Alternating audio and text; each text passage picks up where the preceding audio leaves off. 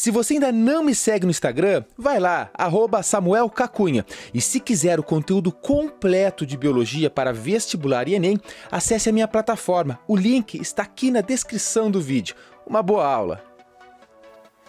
Fala pessoal, tudo certinho? Bem-vindos à aula de tecido muscular. Um tecido charmoso que é responsável por todos os movimentos do nosso corpo. Então como é que essa aula vai ser dividida? Porque é uma aula bastante extensa, uma vez que o tecido muscular tem muitos detalhes. Então nós vamos falar primeiro das características gerais do tecido, depois vamos falar do básico de cada um dos 3 tipos de tecidos musculares e depois, nos próximos quadros, a gente vai desenvolvendo cada um deles, as suas funções principais, contração muscular, regeneração e muitas outras coisas. Então repara, é uma aula bastante extensa, mas não é tão difícil.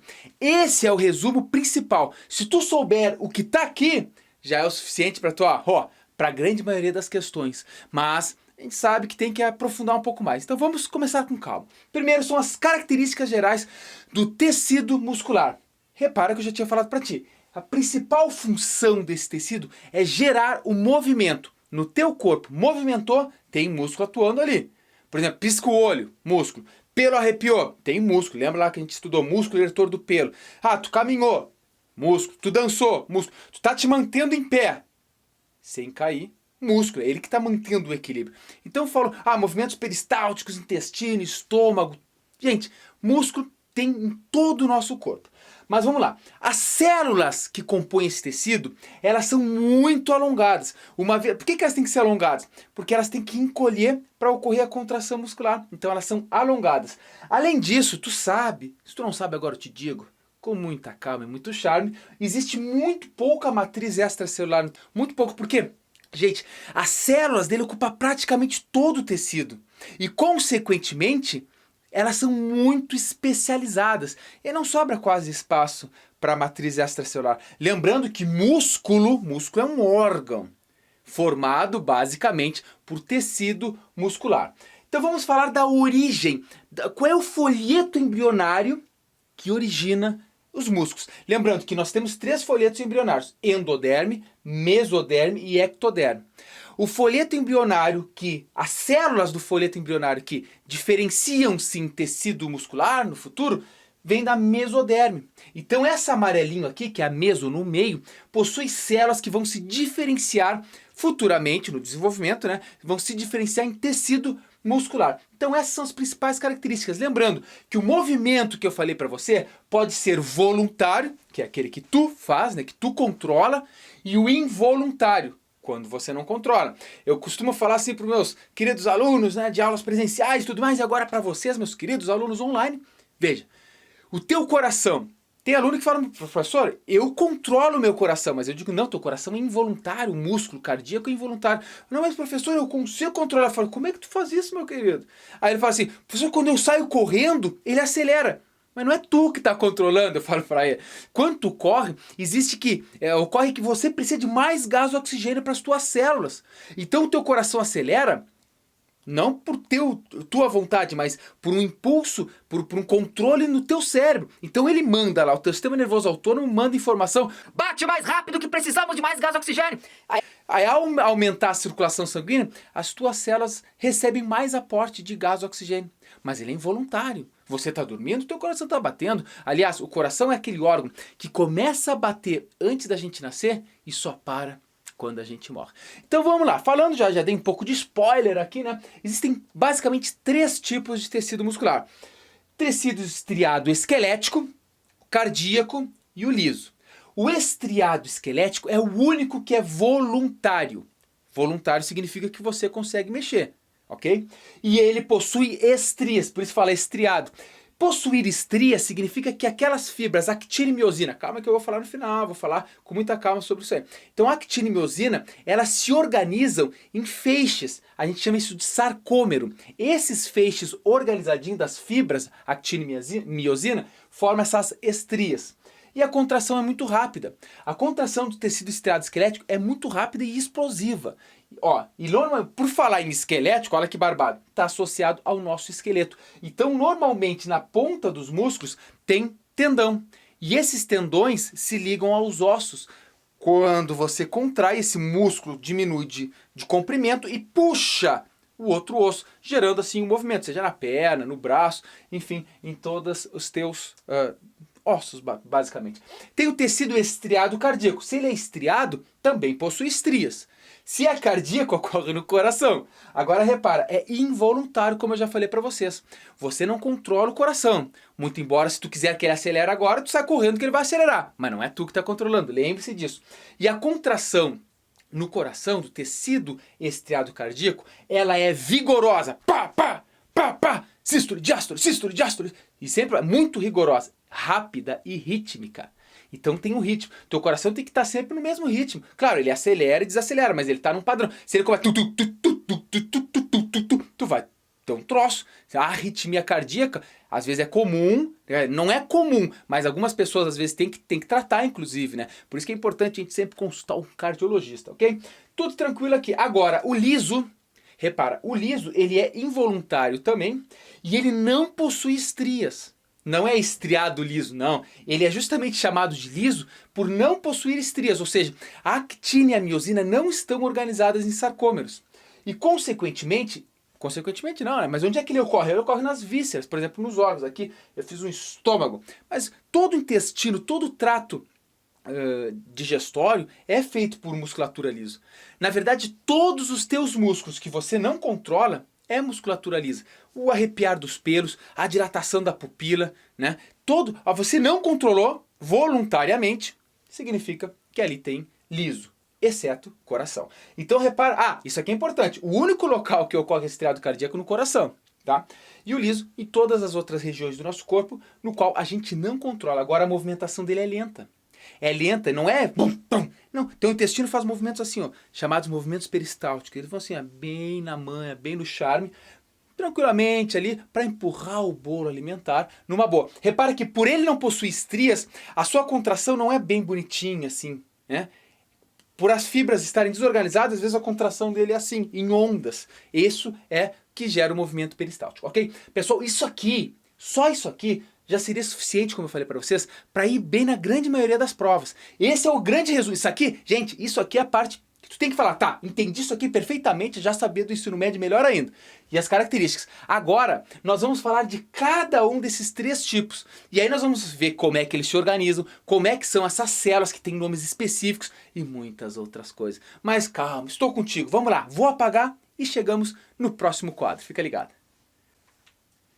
Então vamos dar continuidade agora, vamos falar especificamente daquele tipo de tecido muscular que é o estriado esquelético. Você já sabe que ele tem contração rápida, ele é voluntário e possui as estrias. Mas tem muitas outras coisas que a gente tem que aprofundar se quiser gabaritar qualquer prova. Então vamos lá. Aproximadamente 40% dos teus músculos é tecido muscular estriado esquelético.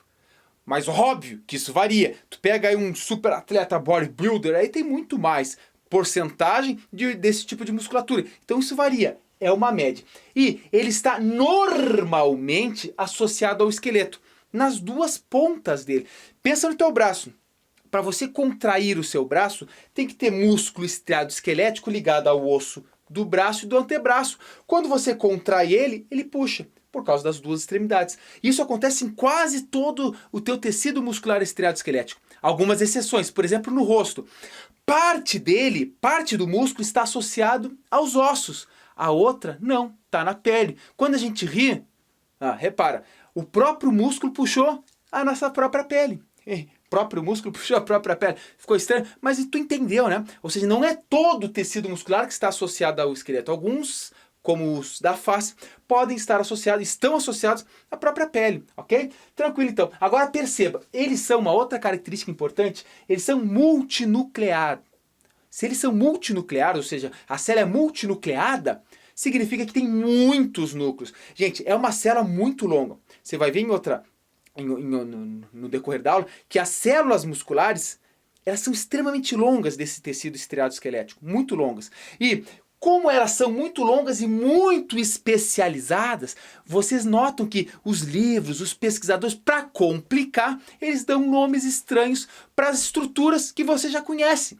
Então repara, começa pela própria célula. Uma célula muscular não tem nome de célula nos livros. Você vai ler como miócito ou fibras musculares, mas é a célula do músculo, ok? Só que de tão especializada eles mudam o nome. Outra coisa é a membrana plasmática.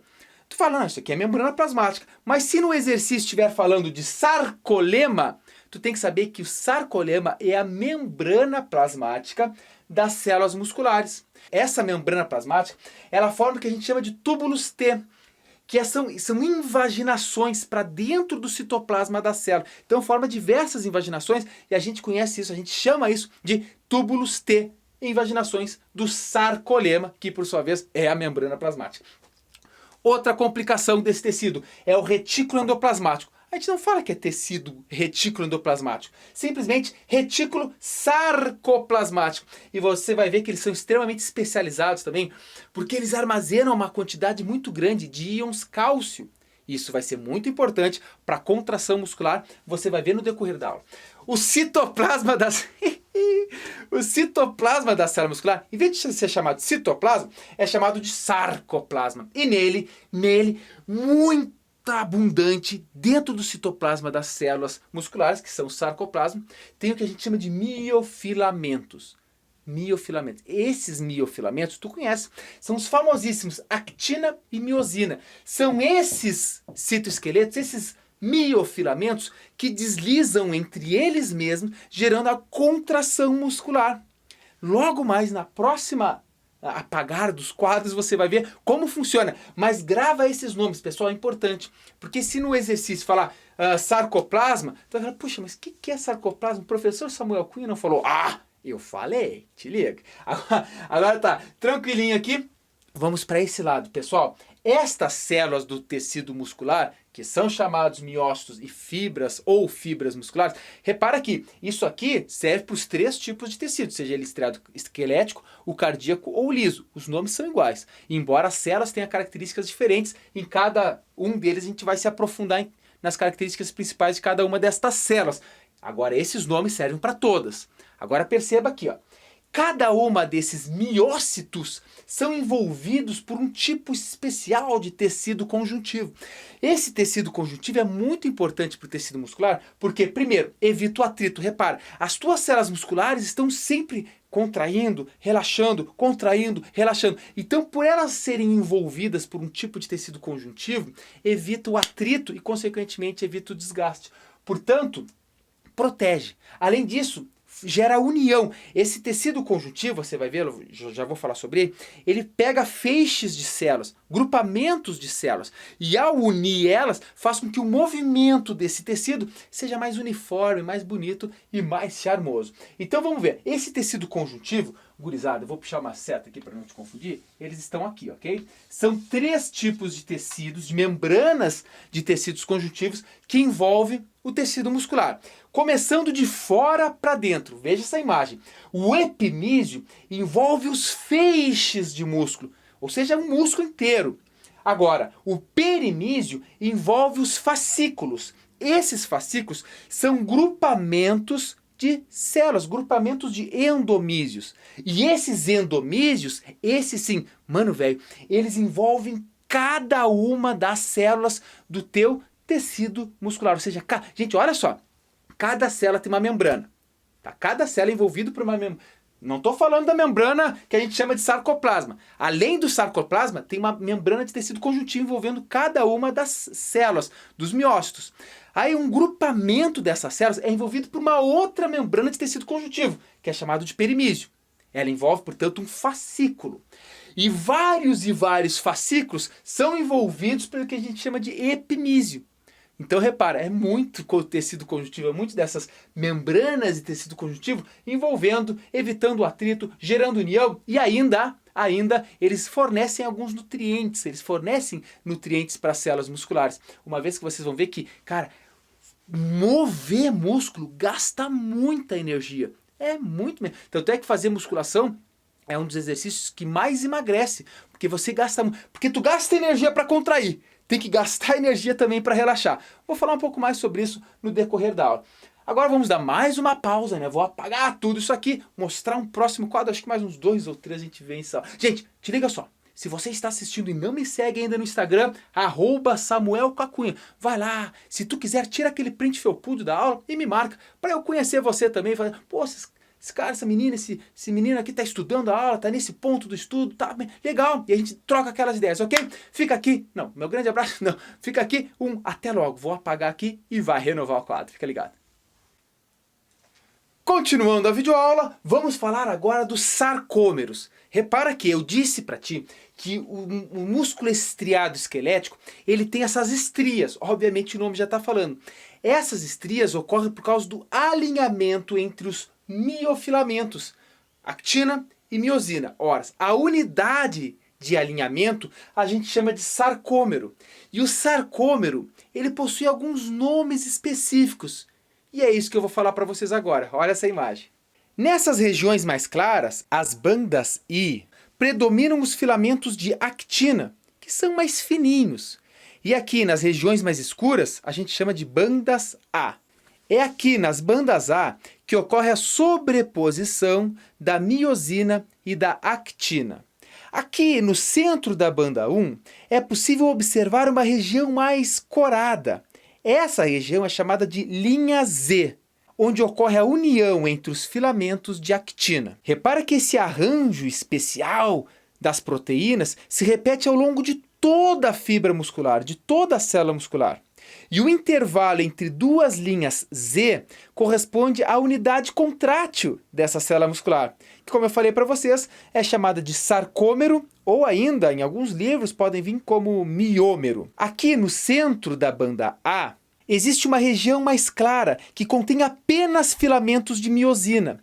Aqui nós chamamos de banda H. Obviamente, ela vai ser mais visível quando as células musculares estiverem relaxadas. Bom, agora que você viu como está organizado um sarcômero, como estão alinhados esses miofilamentos, actina e miosina, nós vamos entender como se dá a contração muscular. E para isso eu fiz um resuminho com 9 passos importantíssimos. Então vamos falar um de cada vez e enquanto que eu vou falando, eu vou mostrando a imagenzinha para vocês. Então olha só, primeiro o músculo está relaxado. Músculo relaxado. Se o músculo está relaxado, dentro do retículo sarcoplasmático, tem muito cálcio. Agora repara, tu quer contrair o teu músculo, tu vai pensar e vai mandar um impulso nervoso.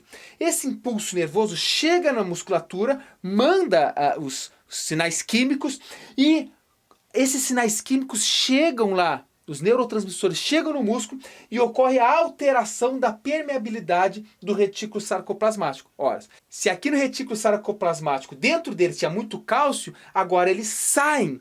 E quando o cálcio sai do retículo sarcoplasmático, ele vai para onde? Ele vai para o sarcoplasma. Quando tem muito cálcio no sarcoplasma, ocorre a exposição dos sítios de ligação da actina. Eles simplesmente ficam abertos. E quando eles ficam assim abertos, expostos, melhor dizendo, ocorre a contração muscular. Por quê?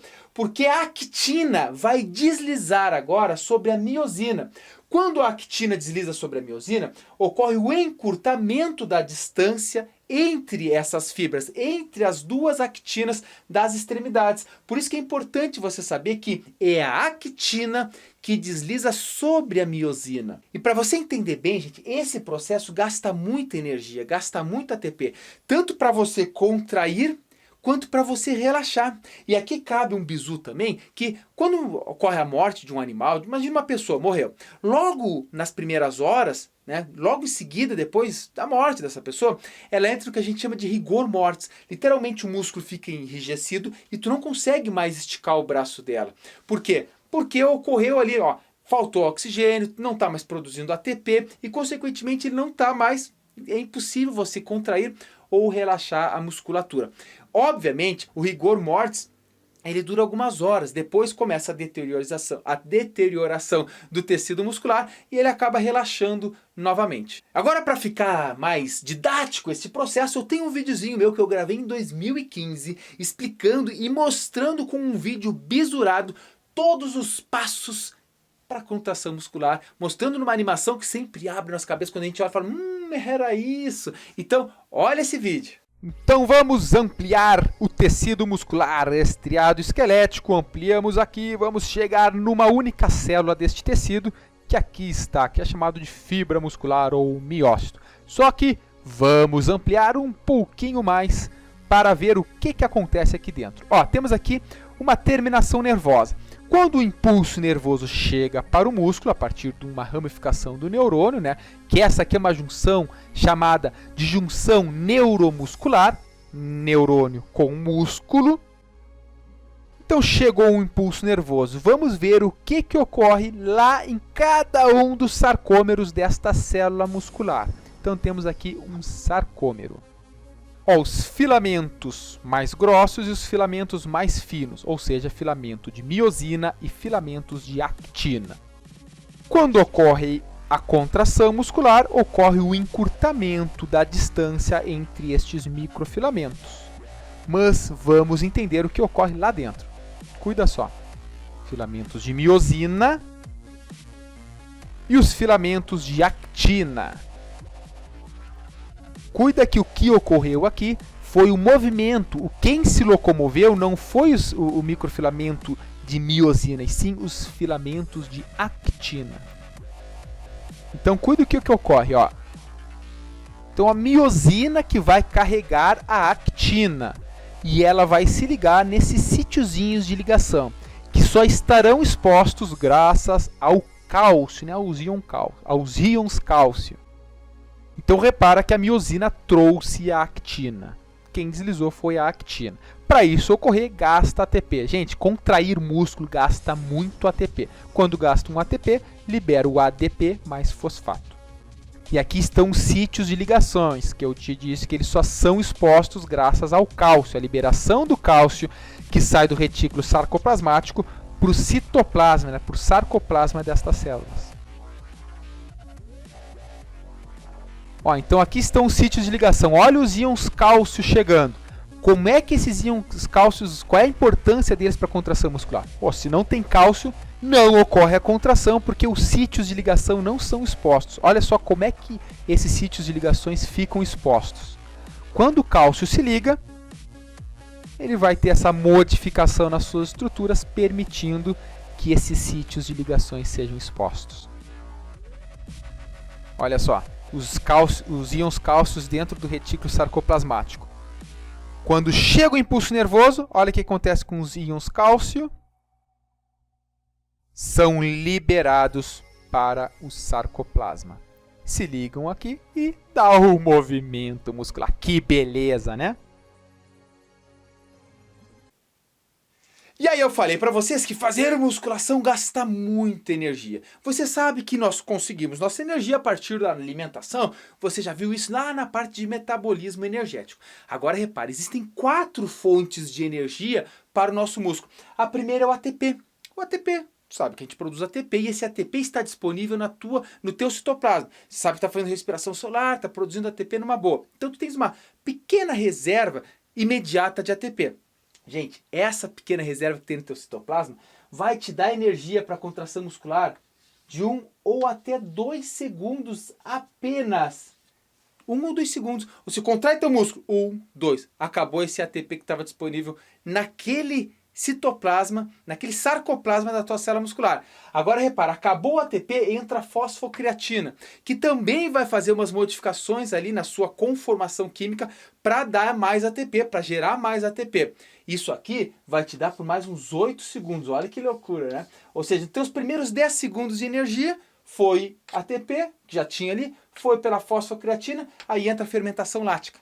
Opa, tem que fazer fermentação que está gastando muito ATP. Pá, começa a fazer fermentação lática. E aí começa a acabar também, a gente sabe que se está fazendo fermentação, ele não é muito eficiente, aumenta também o processo de respiração celular.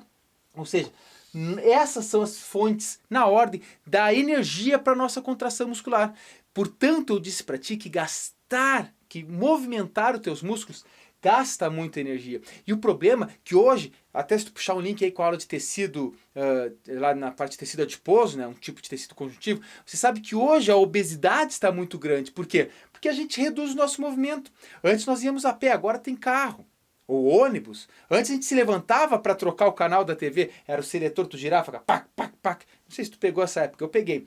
Hoje, controle remoto. Na verdade, a gente facilitou a nossa vida, mas também por um lado foi ruim, porque a gente agora movimenta assim, até a função de abrir a janela do carro. Antes a gente fazia assim, né? Tinha aquela manivelinha, agora e aí fica muito mais fácil. Porém, a gente tem que se ligar que menos movimento gasta menos energia. E como é que se dá o crescimento muscular? Você que é bodybuilder, ou que quer ter um corpo ali musculoso, tudo mais, você vai para academia e começa a fazer musculação. Falando, agora minhas células musculares vão sofrer um monte de mitose e elas vão crescer. Não.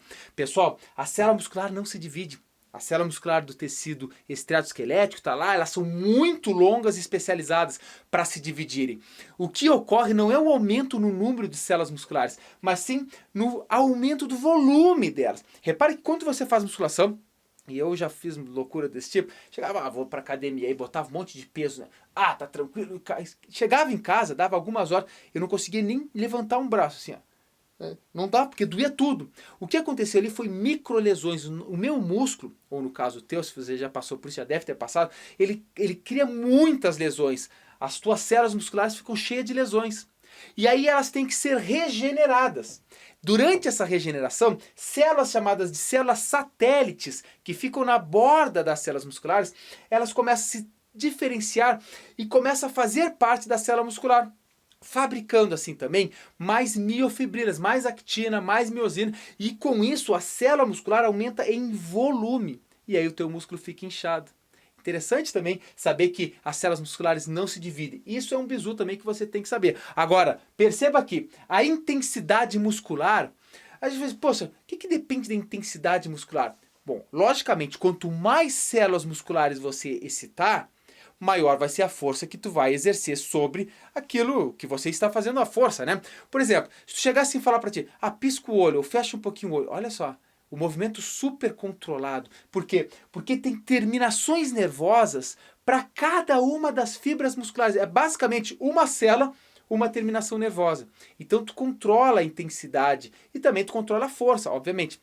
Agora, existem alguns músculos, vamos pegar o teu estômago, que não precisa ter um controle fino. O teu estômago, por exemplo, chega uma fibra nervosa, chega uma célula nervosa e ela se ramifica e ela apenas vai se conectar a várias fibras musculares, várias células de músculo. E aí eu falo pra ti, pega um giz aqui, tranquilo, tá pegando um giz aqui, você tá fazendo uma determinada força, porque você controla essa força.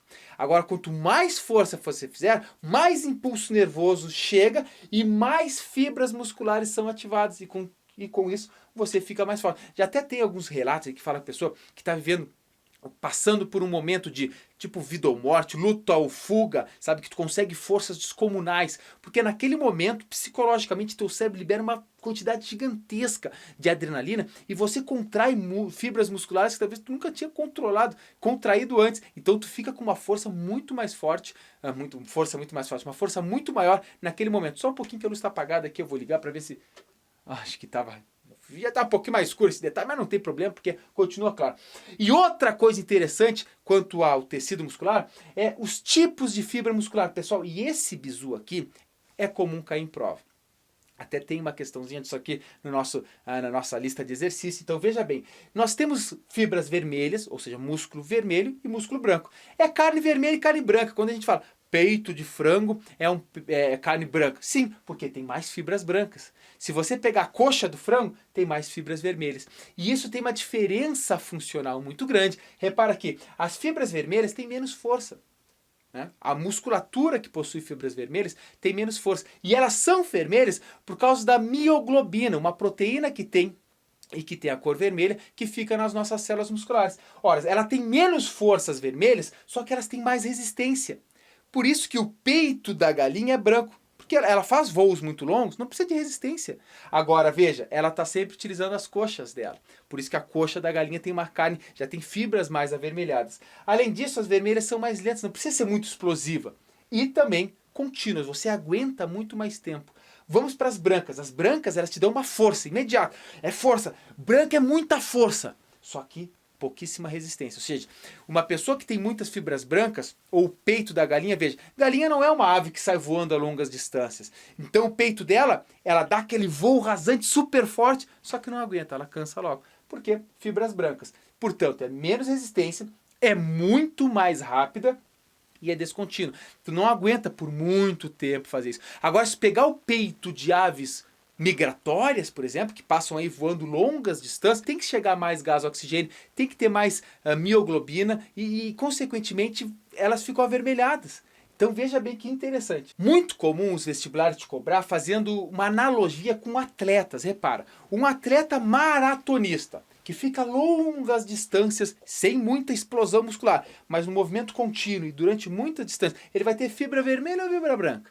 Vermelha, porque olha, é menos força, não precisa tanta força, só que mais resistência e mais continuamente.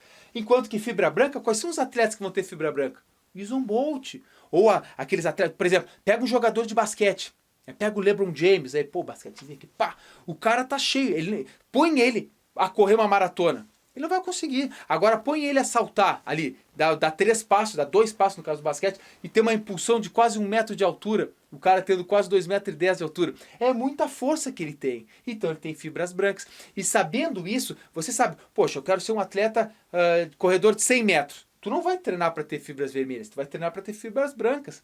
E aí entra esse bizu que o vestibular pode cobrar na malícia, ou também de carne de animal, né? Você vai falar, por que a carne do peito de frango é branca? Ah, tu sabe, por causa dessa aqui, não precisa de muita resistência, não é uma ave que voa. Agora, se tu pegar uma ave migratória, você vai encontrar no mesmo peito carne vermelha, ok? Bizu, agora vamos nos encaminhando para o final desta videoaula, e agora eu vou colocar aqui tecido muscular estriado cardíaco, falando das particularidades dele. Obviamente, muitas coisas daqui são comuns a esse tecido. E aqui, tecido muscular liso. Também falando algumas particularidades desse tecido. E assim, finalizamos a aula. Mas então, vamos lá. Fica ligado. Olha aí. E agora vamos chegar ao final dessa videoaula. E vamos falar então de B, músculo estriado cardíaco e tecido muscular liso. Vamos então começar pelo nosso querido miocárdio. Gente, o miocárdio é o músculo do coração e, obviamente, ele é formado por musculatura, por tecido muscular estriado cardíaco. É o único lugar no nosso corpo onde tem esse tecido, é no coração. E repara que ele está sempre batendo.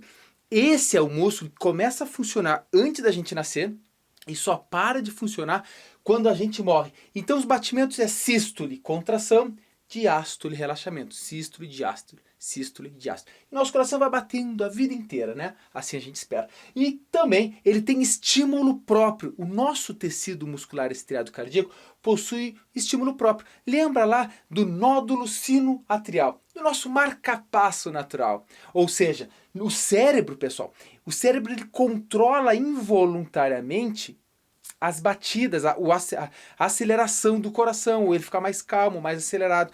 Mas se você fizer um transplante cardíaco, o coração sai da pessoa e segue batendo. Isso é interessante, né? Outra característica deste tecido estriado cardíaco é que suas células são ramificadas. Repara que elas têm as ramificações. E nessas ramificações, elas possuem discos intercelulares. Esses disquinhos. E aqui ele está conectando duas células, porque esses discos é como se as células se unissem dessa forma. E isso vai dar uma adesão muito forte nela. Até porque aqui existem aquelas junções que a gente estudou do tipo desmossomos, que une fortemente as células. Além disso, existem aquelas uniões, junções do tipo gap, que favorece a troca de comunicação direta entre o citoplasma. Ora, imagina o nosso coração, nosso tecido muscular estriado cardíaco. Se ele bate, imagina, bate, tem que ele inteiro contrair. Imagina se uma célula se contrai, outras ficam lá, aí outras relaxam, outras estão contraindo, isso fica uma loucura. Quando os átrios contraem, todas as células do átrio têm que contrair. Quando as células do ventrículo contraem, todas elas têm que contrair. E isso tem que ser um movimento contínuo.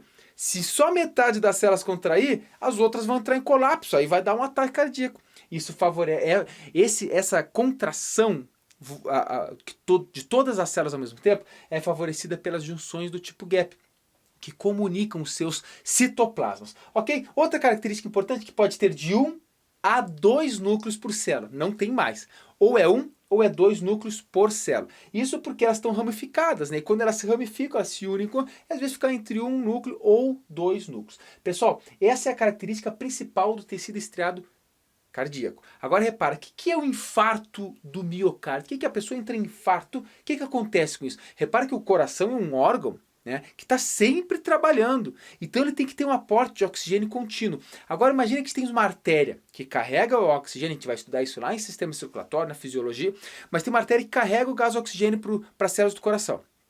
Só que quando ela fica entupida. Se fica entupida, parte daquelas células não vão, do coração no caso, né, do tecido cardíaco, não vão receber aporte de oxigênio. Se elas não recebem gás oxigênio, elas morrem, elas entram em necrose. E aí configura do infarto, né? Por isso que é muito importante ter uma saúde adequada, consultar cardiologista, alimentação balanceada para manter saudável o nosso tecido muscular estriado cardíaco. Agora vamos falar do liso, tecido muscular liso. Pessoal, lembrando que vocês já sabem que esse aqui tem estria, que é involuntário, que a gente falou na aula, eu não coloquei aqui de novo, porque vocês já sabem, que não era o barbada, era a parte fácil. Agora o liso não tem estria, você já sabe, é involuntário também, você já sabe, mas vamos falar de outras coisas. Ele não tem estria porque os seus microfilamentos de actina e miosina não estão alinhados formando os sarcômeros, mas existe, eles estão todos assim, ó, só que não estão alinhados, mas existem, grava isso. E possui apenas um núcleo por célula. Professor, não pode ter uma celulinha aqui com 2 núcleos, não. Tecido muscular liso é um núcleo por célula. Além disso, não possui os túbulos T. Lembra da invaginação da membrana plasmática das células musculares? Elas se invaginam formando os túbulos T. Se não tem os túbulos T, a distribuição de cálcio se torna prejudicada. E aí o que acontece? Esse cálcio vai entrar na célula por pinocitose, por vesículas que trazem o cálcio. Ou seja, um outro mecanismo, só que a função continua a mesma. Ela contrai, só que ela contrai de forma diferente. Ela contrai por movimentos peristálticos. Obviamente estamos falando aqui do trato digestório. Os movimentos peristálticos, eles empurram, não é? Imagina se fosse uma contração que nem o músculo do teu braço, todas contraem ao mesmo tempo. Não, por não ter alinhamento das miofibrilas, das fibras dos miofilamentos, eles fazem essa contração mais, mais charmosa, digamos assim, pelo menos mais rítmica, né? E, consequentemente, o peristaltismo, esses movimentos peristálticos, empurram o bolo alimentar para uma única direção. Eu costumo fazer uma prática que já fiz ano passado, até meio que me arrependi, né? Porque cheguei pro meu aluno lá, eu falei, terceirão, quem sabia que dá para tomar água de cabeça para baixo? Ele falou, professor, desafio aceito. Peguei, pegou a garrafinha de água, meteu na boca, plantou bananeira lá e engoliu. E deu certo, porque você engole e a partir daqui, movimentos peristálticos começam a empurrar o líquido, e também sólidos, numa única direção do nosso intestino. E aqui está o nosso tecido muscular liso, que ocorre, como eu já falei para vocês, tudo que tu não controla, arrepiar pelo, nas artérias, nas veias tem musculatura lisa, na pupila do teu olho, arrepia os cabelos, intestino, tudo que tu não controla ou é cardíaco, só que é só o coração, então o resto tudo é liso, ok? E aqui para finalizar a aula, para não ficar muito extenso, que eu acho que já está ficando muito extensa, vai assim mesmo, a regeneração dos tecidos musculares. Primeiro, o estriado cardíaco infelizmente não regenera. Uma pessoa que infartou e às vezes tem umas células que morreram, ali vai ficar, não regenera mais, infelizmente. Por isso que é importante cuidar da nossa saúde do coração. Agora, o estriado esquelético, eu já falei para vocês que ele regenera, só que regenera pouco. O que acontece são as células satélites que aumentam de volume as células musculares, mas isso é um tipo de regeneração, tá? Agora, o tecido muscular liso, de todos eles é o que consegue regenerar com maior eficiência. Muito embora exista um limite, tu vai tirar um pedaço do intestino e de repente vai surgir o intestino de novo. Não é bem assim que acontece, mas a regeneração do tecido muscular liso é muito maior. Então, aqui está na ordem, ok? Temos que falar também rapidinho uma coisa que é interessante, é sobre cãibras. Quem nunca teve uma cãibra felpuda no meio da noite? Cara, quando eu era jovem, fazia academia, fazia musculação, né? Na verdade nem era musculação, na época eu corria, fazia muito basquete. Inclusive, sou um exímio jogador de basquete, quase aposentado agora, anos que não jogo. Mas jogava muito, chegava em casa, me deitava lá na minha caminha, felpudinho, no outro dia tinha que acordar, então... Só que aí me acordava às vezes na madruga, com a minha batata da perna contraída totalmente forte, uma dor insuportável. Só que uma vez me deu uma câimbra na coxa, no músculo de trás da coxa. Aí eu me levantei no sofá, sim, estava acordado. Me levantei no sofá para tentar esticar, aí começou na outra perna. Caraca, eu caí duro para trás. Porque dei câimbra nas duas coxas. Cara, tu não imagina a dor. E esse músculo da coxa, esse músculo de trás, dói horrores tu ter cãibra. Ok? E o que é a cãibra? É quando você utiliza demais aquela musculatura, e eu falei para vocês no outro slide aqui, que tem aquelas fontes de energia. Só que aí tu começa a fazer muita fermentação lática. Muita fermentação, e tu libera muito ácido lático. Esse ácido lático é o que vai causar. Ele acumulado nas tuas células musculares é que causa a cãibra. E é um grande problema. E agora, né, gente, para finalizar essa aula, deixa eu ver que horas são. Gente, ó, hoje foi tarde. 00:05, ó. 00:05. Gravando a aula aqui, felpuda, feliz da vida. Só que, poxa, hoje eu confesso que eu tô cansado. Espero que a senhora tenha ficado boa. Se eu tô um pouco assim, com olheira, tu pensa assim, é professor, já começou as aulas, né? Então a gente dá aula, tá mais aqui.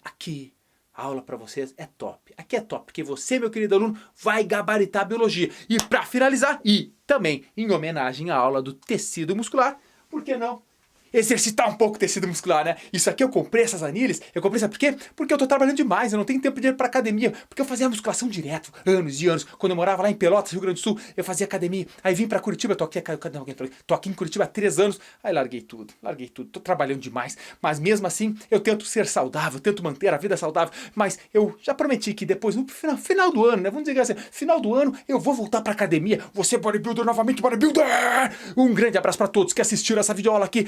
Fica meu grande abraço de novo, um beijo felpudo e, gente, boa sorte, tô contigo, até mais.